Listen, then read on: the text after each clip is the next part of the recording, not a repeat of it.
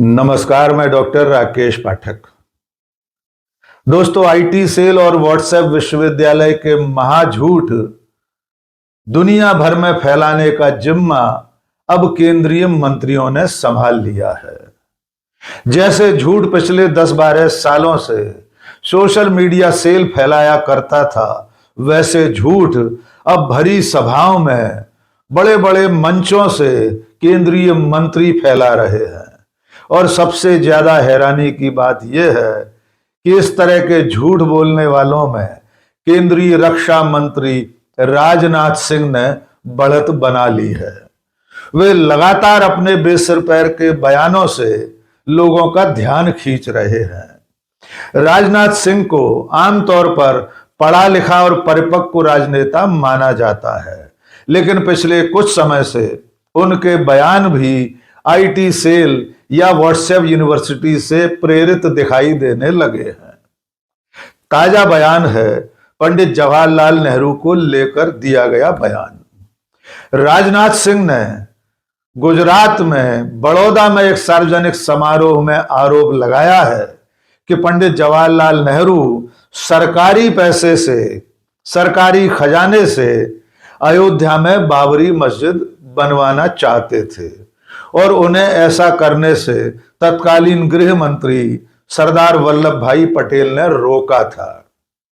पंडित नेहरू पर कीचड़ उछालने के फेर में राजनाथ सिंह सफेद झूठ बोल रहे थे, क्योंकि राजनाथ सिंह के आरोप का एक भी दस्तावेजी प्रमाण नहीं है। आइए सबसे पहले सुन लेते हैं कि राजनाथ सिंह ने पंडित नेहरू को लेकर क्या कहा था। जब पंडित जवाहरलाल नेहरू बाबरी मस्जिद के मुद्दे पर सरकारी खजाने से पैसा खर्च करने की बात जब उन्होंने छेड़ी थी, सरकारी खजाने से पैसा खर्च करके बाबरी मस्जिद बनवाई जानी चाहिए, उसका भी विरोध यदि किसी ने किया था तो गुजराती मां की कोख से पैदा हुए सरदार वल्लभ भाई पटेल ने ही किया था मेरे घर। और उस समय सरकारी पैसे से उन्होंने बाबरी मस्जिद नहीं बनने दिया। फिर नेहरू जी ने सोमनाथ मंदिर के पुनर्निर्माण का सवाल उठाया। नेहरू जी ने क्या कहा?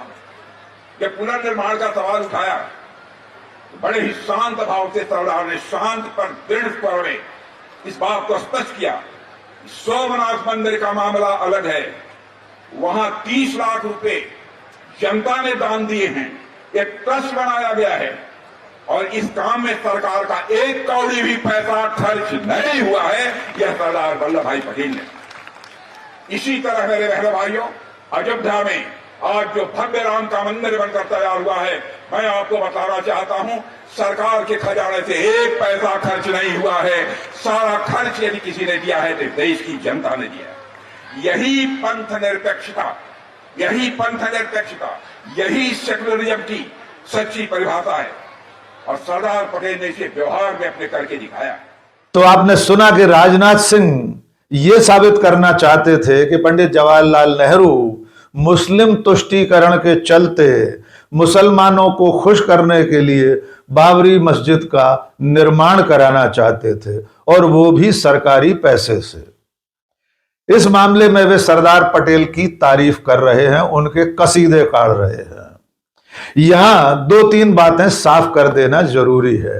नंबर 1, वे जिस वक्त की बात कर रहे हैं उस समय बाबरी मस्जिद का विध्वंस नहीं हुआ था। बाबरी मस्जिद उस समय यथावत अयोध्या में कायम थी।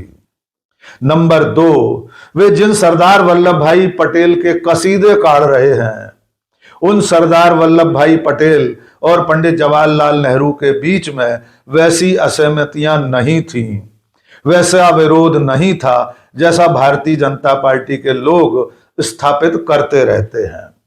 सरदार पटेल आजीवन पंडित नेहरू को अपना नेता मानते रहे हैं।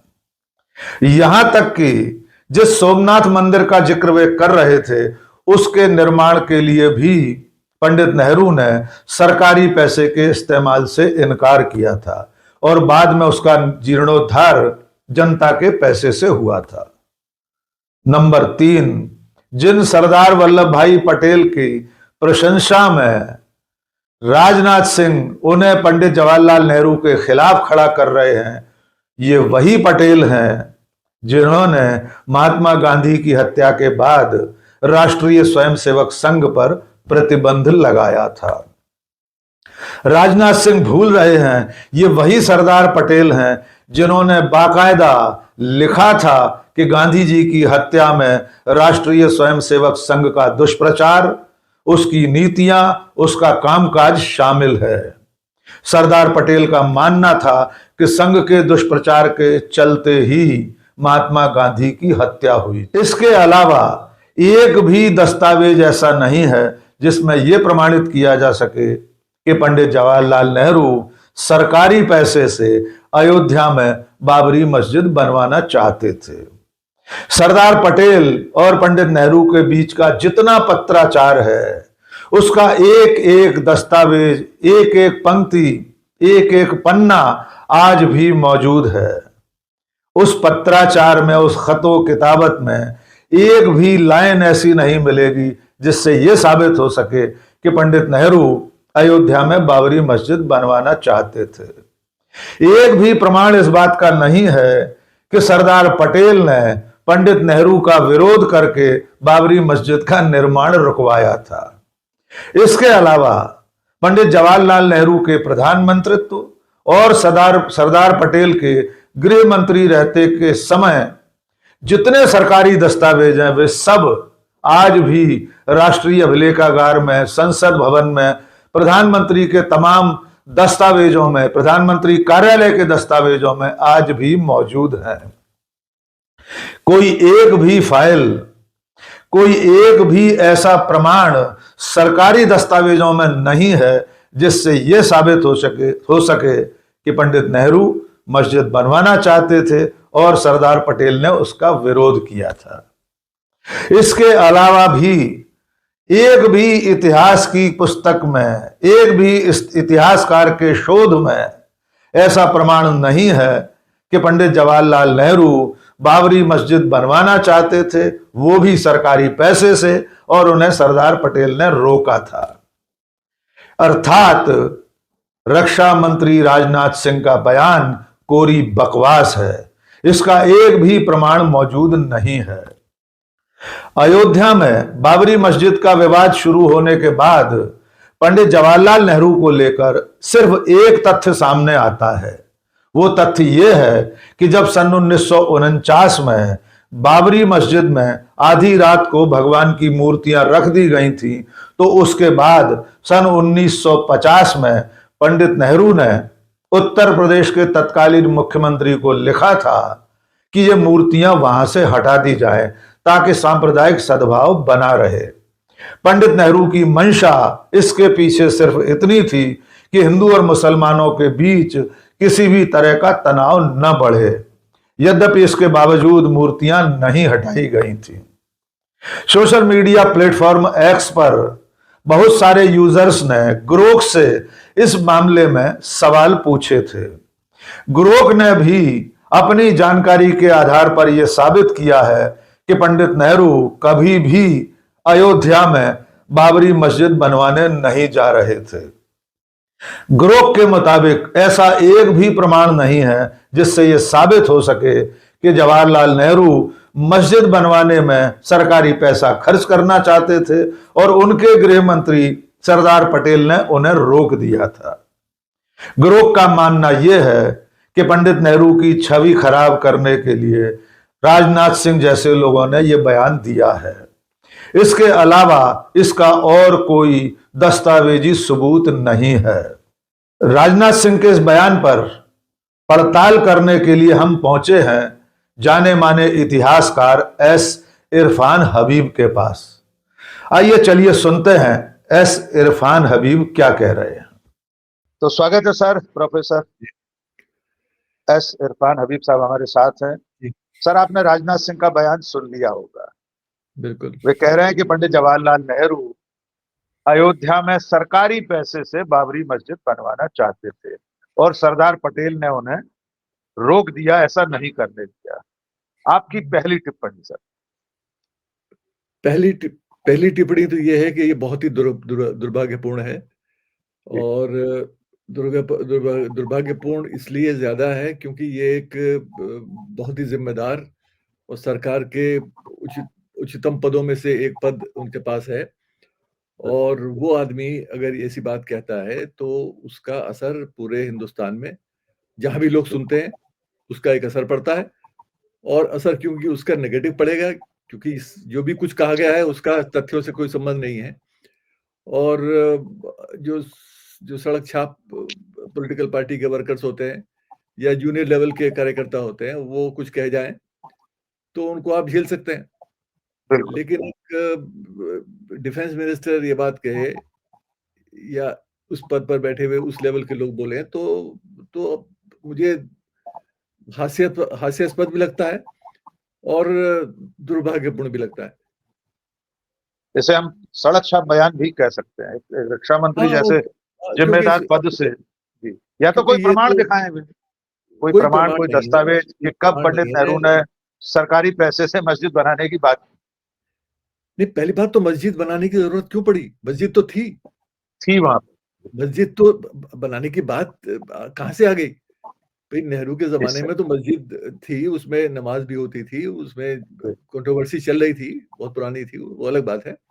लेकिन मस्जिद बनाने का तो कोई प्रश्न ही नहीं था। फिर सोमनाथ का मंदिर बनाने की बात जरूर थी, जो उन्होंने बाद में उसमें जोड़ी है, आगे बोली इनके स्टेटमेंट में। आज के अखबार में मैंने पढ़ा कि वो उन्होंने कहा कि साहब बाबरी मस्जिद दोबारा नहीं, बाबरी मस्जिद के वो तो निर्माण में बनाने की बात कर रहे हैं। सरकारी खर्चे का पैसे का इस्तेमाल करने की बात पंडित नेहरू ने कही, जिसको सरदार पटेल ने नकारा कि हम ये नहीं कर सकते। लेकिन सोमनाथ का मंदिर 20 लाख रुपया पब्लिक से इकट्ठा करके बनाया गया। उस पर कहीं नेहरू जी ने कहा कि वो नहीं होना चाहिए, जबकि ऐसा नहीं है। नेहरू जी का उन्होंने सरकारी खर्च की मना किया था उस पर। नहीं, सोमनाथ मंदिर के बारे में उन्होंने सिर्फ उद्घाटन पर सवाल उठाए थे कि राष्ट्रपति को वहां जाना चाहिए कि नहीं जाना चाहिए, ना। उस पर एक राजेंद्र प्रसाद के साथ एक उनकी डिबेट है, तो उसमें आप एग्री डिसएग्री कर सकते हैं।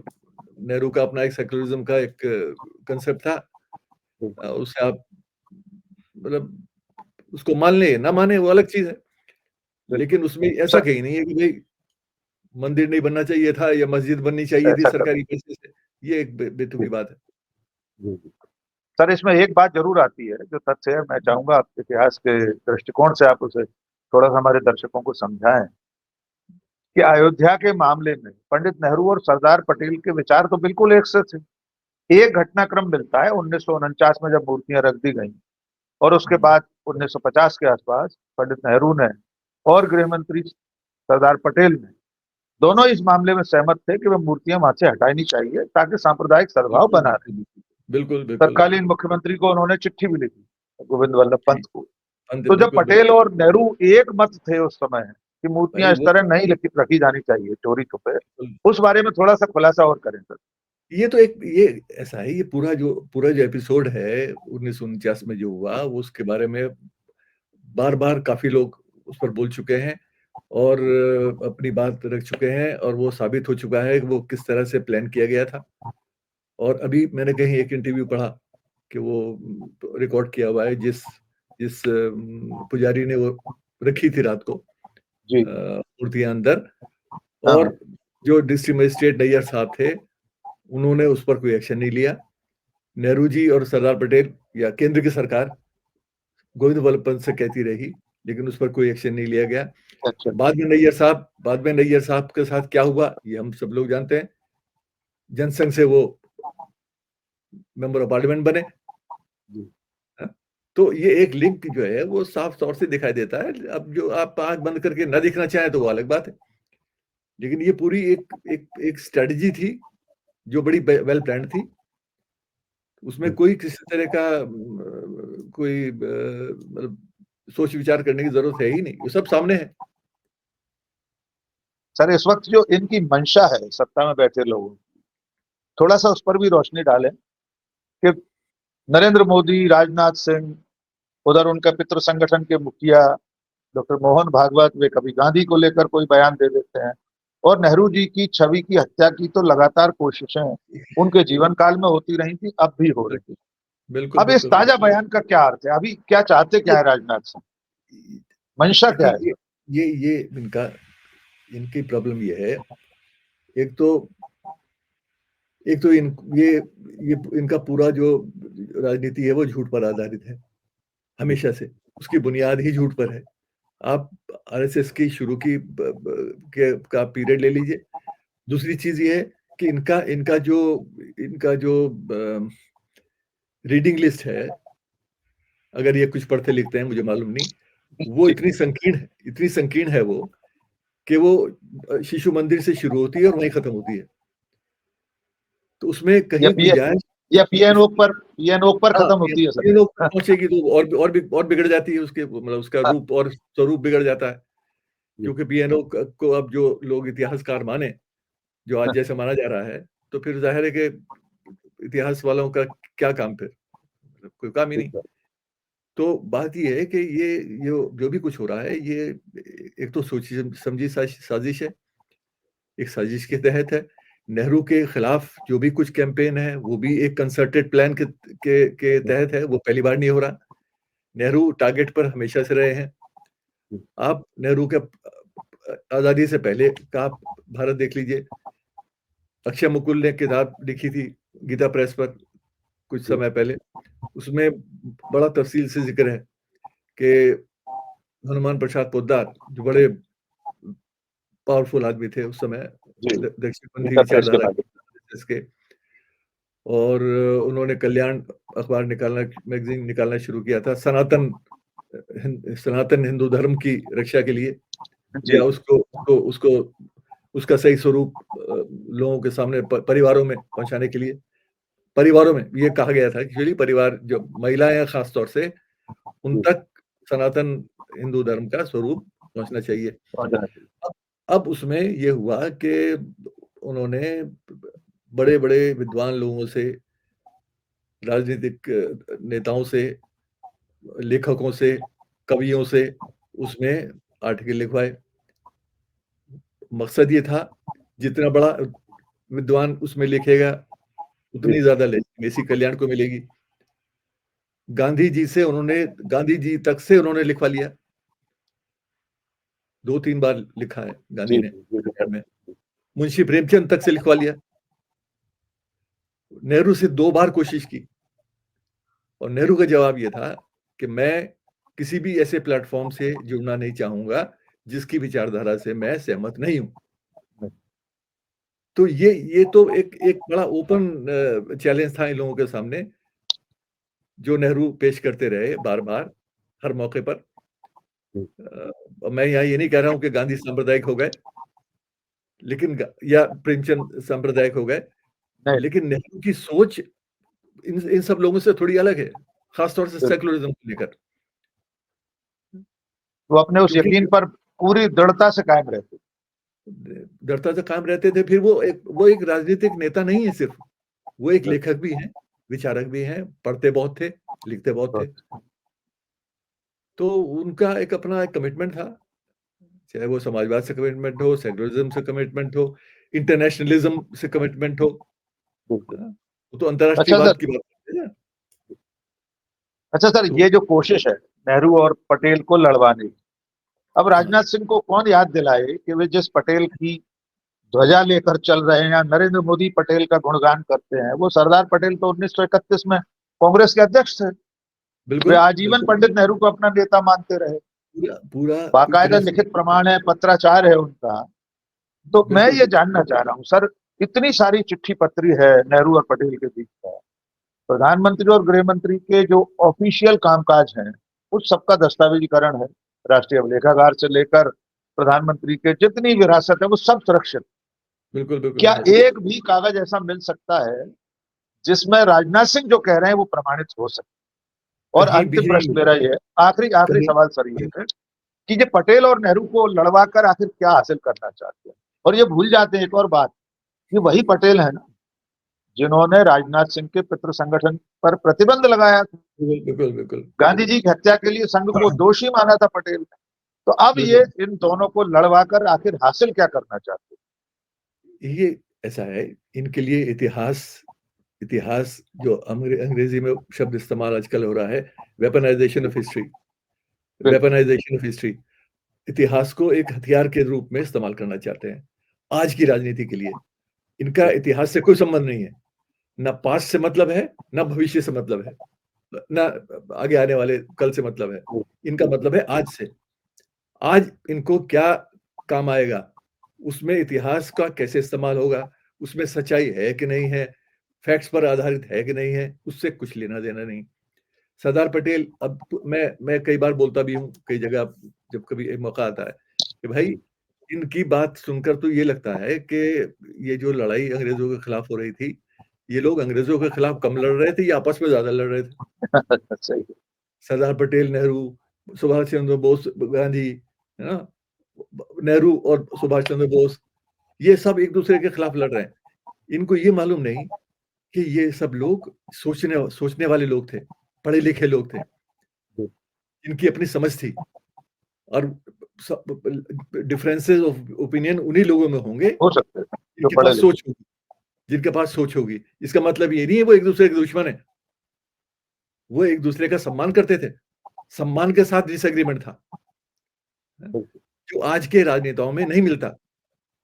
दुख की बात यह है, किसी भी पार्टी में हो, उस वक्त की जो लीडरशिप है वो बहुत बहुत सम्मान की लीडरशिप थी, पढ़े लिखे लोग थे, अंग्रेजी में जो वो शब्द होता है इरूडाइट, तो वो आज की लीडरशिप नहीं है। अफसोस की बात यह है कि हम बहुत ही एक जो हमारी छिछोरी राजनीति आज की है, उसको हम टेलीस्कोप करना चाहते हैं इनटू द पास्ट, जो जो संभव नहीं है, क्योंकि वो पीरियड अलग है, वो लोग अलग हैं, वो जनरेशन अलग है। वो सब बैरिस्टर्स थे, सब जी, सब पढ़े लिखे लोग थे। ज्यादातर लोग पढ़े लिखे लोग। हाँ, तो वो कहाँ नेताजी पत्रकार सुभाष थे, आईसीएस। बड़े बड़े लेवल के पत्रकार थे वो, आज के वाले पत्रकार भी नहीं थे।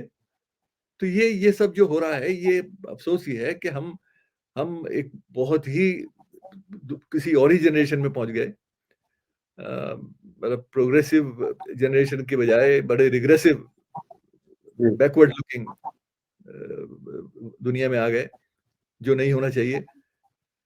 और सरदार अच्छा सर, पटेल के क्या हवाले क्या क्या आपको लगता है, मेरा एक आखिरी, पहले मैंने क्या गया था लेकिन आखिरी सवाल, में क्या संघ परिवार, जनसंघ, जनता पार्टी, भारतीय जनता पार्टी, इन सब के भीतर कोई अपराध बोध है, कोई हीनता बोध है कि आजादी की लड़ाई में इनके पास कोई नायक नहीं था, हाँ, आजादी की लड़ाई में इनका पितृ संगठन राष्ट्रीय स्वयंसेवक संघ या हिंदू महासभा शामिल नहीं थे, इसके उलट अंग्रेजों के साथ थे?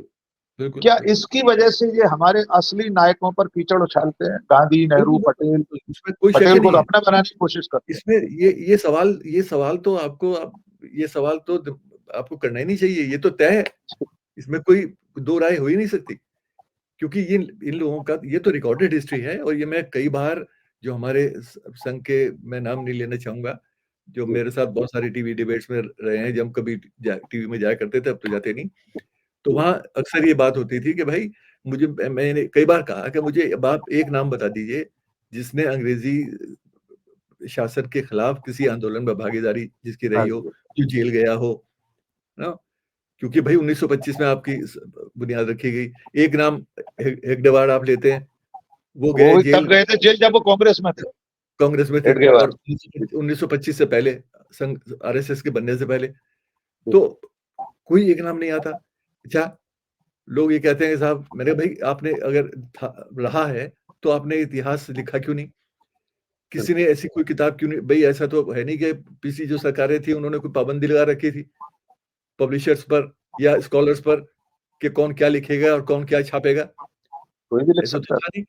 हमने जो भी कुछ कुछ होता तो लिखा पढ़ा लिखते। है, भाई हम लोगों ने जो भी कुछ लिखा पढ़ा है, वो अपने आप ही तो लिखा है। हमारी दिलचस्पी थी, हमने किया। भगत सिंह पर काम हमें करना था, हमने किया, या और लोगों ने किया, जो भी है।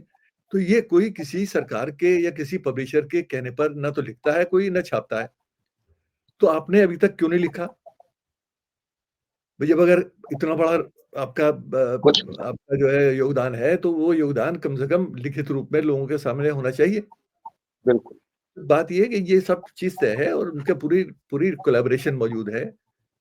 कैसे कैसे हिंदू महासभा और मुस्लिम लीग साथ मिलके बिल्कुल काम करते करते रहे, चले। सरकार बनाते रहे बंगाल में, 1906 में जब मुस्लिम लीग बनी, तब से लेके ब्रिटिश सरकार कैसे मुस्लिम लीग को सपोर्ट करती रही, उसके बाद हिंदू महासभा और ये तीनों लोग एक साथ मिलके लड़े, कांग्रेस से लड़े। ये मतलब कांग्रेस पार्टी तो उस समय की अंग्रेजों से नहीं लड़ी थी अकेले, वो मुस्लिम लोगों लीग से और मिल महासभा, ये सांप्रदायिक शक्तियां और अंग्रेज, ये 3 pronged लड़ाई है। बिल्कुल सही। तो ये तो एक पूरा इसमें मतलब मुझे मेरी बात कोई माने ना माने, आप जाके आर्काइव्स में देख लीजिए। मैं अक्सर चैलेंज करता हूँ, मैंने ये भाई कांग्रेस ये जो आर्काइव्स बनाया है ना, ये अंग्रेजों ने बनाया, जो सारे रिकॉर्ड्स रखे हैं 1930, 20, 40 और ये सब पूरे पार्टीशन तक, आजादी तक, ये सब अंग्रेज बना के गए। तो इसमें आप किसी भेदभाव का भी इल्जाम नहीं लगा सकते। तो जिसने जो किया वो उन फाइलों में मौजूद है। आप और उसमें बताइए। एक भी दस्तावेज, उन फाइलों में एक भी दस्तावेज ये बिल्कुल प्रमाणित नहीं कर सकता कि पंडित नेहरू अयोध्या में बाबरी मस्जिद बनवाना चाहते थे और सरदार हाँ पटेल ने उन्हें रोका था। भाई, अगर तो है तो हमें हमने इस दिखा दे, वक्त, जी बिल्कुल है, तो अगर है तो हमें दिखा दे। अच्छा, दूसरी चीज, बिल्कुल देखिए, अखबार है, कंटेम्प्रेरी पेपर्स हैं उस वक्त के, वो उस सारे समय के मौजूद अखबार हैं, सारे मौजूद हैं आज मौजूद हैं अलग अलग भाषाओं में। तक। कोई रिपोर्ट दिखा दे भाई, ये तो अखबार में और छपी ये होगी तो ना। और सर ये तो 49-50 तो कोई 200-250 साल, 1000 साल पुरानी घटना तो है नहीं। उस ये वक्त तो की तो सब चीजें मौजूद है, आजाद भारत के दस्तावेज। डॉक्यूमेंटेड हिस्ट्री है, डॉक्यूमेंटेड जी हिस्ट्री है ये। बिल्कुल ये कोई एंशिएंट अशोका के काल की बात थोड़ी हो रही है, ये मुगलों के जमाने की। बिल्कुल सही। लिखा तो उस समय का भी आपको फैक्ट्स मिल जाएंगे, लेकिन ये तो बिल्कुल डॉक्यूमेंटेड हिस्ट्री है जो डॉक्यूमेंट, आर्काइव्स बेस्ड है। और उसमें कहीं कोई प्रमाण नहीं है जो राजनाथ सिंह के इस बयान की पुष्टि कर सके। और अगर प्रमाण तो हो तो दोस्तों हमने, यार, तो हमारे लिए भी एक ज्ञान में वृद्धि बिल्कुल होगी। आप बताइए ना। बिल्कुल बिल्कुल बिल्कुल। हाँ तो दोस्तों हमने राजनाथ सिंह के इस ताजा बयान पर इतिहासकार एस इरफान हबीब साहब से कुछ सवाल पूछे। सर का चैलेंज है, सर चुनौती दे रहे हैं कि अगर ऐसा कोई दस्तावेज हो तो राजनाथ सिंह, नरेंद्र मोदी की सरकार हमें भी दिखा दे, हम भी जान जाएं कि कब पंडित जवाहरलाल नेहरू अयोध्या में सरकारी पैसे से बाबरी मस्जिद बनवाना चाहते थे। सर का मानना यह है, क्योंकि संघ और भारतीय जनता पार्टी जो उसका राजनीतिक फ्रंट है, उसके पास आजादी की लड़ाई का कोई इतिहास नहीं है, उसके पास कोई विरासत नहीं है, इसलिए बीजेपी के नेता गांधी, नेहरू, पटेल इत्यादि सब को लेकर अनर्गल प्रलाप करते हैं।